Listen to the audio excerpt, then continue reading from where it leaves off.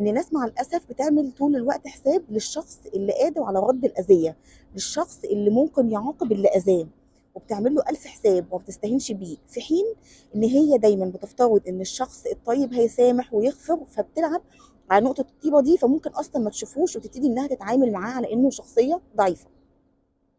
وده اللي بيودينا للسبب التاني، يبتدوا ان هم يستغلوا الطيبه ويدخلوا الطيب ده في دايره من الاستنزاف، طول الوقت يستنفذوا الطيبه ديت فيه عشان طول الوقت يديهم اكتر، وطول الوقت يسامح اكتر، وطول الوقت يغفر اكتر، وفي الاخر بيتحول لشخص مستنزف وشخص مستهلك. تمام.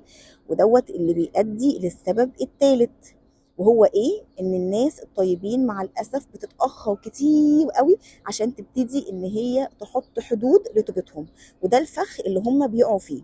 بيبتدوا ان هم يستخدموا صفه حلوه قوي زي الطيبه استخدام زايد عن اللزوم، استخدمها بطريقه زياده عن اللزوم فتحول من شخص طيب لشخص مستباح، لشخص مستنزف، وبيقعوا في فخ ان هم مفيش حدود بتكون واضحه ليهم.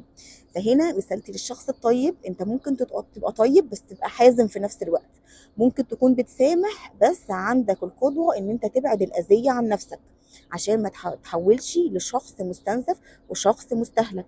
ولازم تكون عارف الناس هتحترمك مش على قد طيبتك، ولكن على قد الحدود اللي انت هتحطها عشان تحمي الطيبه دي.